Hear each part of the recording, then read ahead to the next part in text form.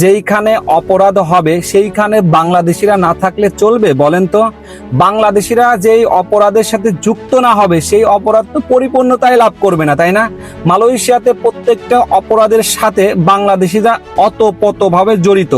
গতকালকে যেখান থেকে অপরাধীদের ধরা হয়, যেখানে অনৈতিক কাজ করা হচ্ছিল, সেইখানে গিয়ে দেখা গেছে যে 5 জন বাংলাদেশি পুরুষ আর 9 জন ভিয়েতনামি মহিলা। পরবর্তীতে আরেকটা ভবনে অভিযান চালানো হয়, সেইখানেও একজন বাংলাদেশিকে আটক করা হয় জুয়া খেলার দায়ে। চিন্তা করছেন বাংলাদেশিদের কোথায় কোথায় থেকে আটক করা হচ্ছে?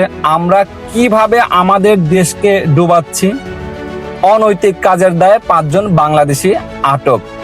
অনৈতিক কাজ বলতে কোন কোন কাজ বোঝায় একবার চিন্তা করে দেখছেন? গতকালকে অর্থাৎ 14 অক্টোবর মালয়েশিয়ার শিলংগড় রাজ্যে কেলাং এলাকা থেকে একটা ভবনের ভিতর থেকে অনৈতিক কাজের দায়ে 5 জন বাংলাদেশি এবং 9 জন ভিয়েতনামি মহিলায়, 1 জন ভিয়েতনামি পুরুষ এবং 4 জন নেপালি পুরুষকে আটক করে অসামাজিক কার্যকলাপে লিপ্ত থাকার কারণের জন্য।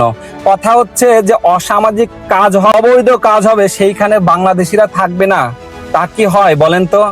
সেই অপরাধের তো পূর্ণতাই পাবে না যেখানে বাংলাদেশিরা থাকবে না। আমরা অপরাধ করতে করতে বাংলাদেশের গণ্ডি পার হয়ে এখন আন্তর্জাতিকভাবে অপরাধ করতেছি।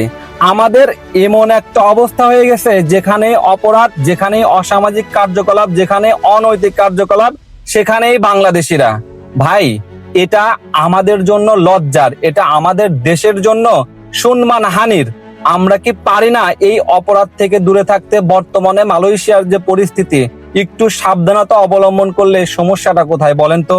আসুন আমাদের দেশের স্বার্থে, আমাদের পরিবারের স্বার্থে, আমাদের স্বার্থে এই অপরাধ থেকে দূরে থাকি, বাংলাদেশের সম্মানহানি থেকে দূরে থাকি।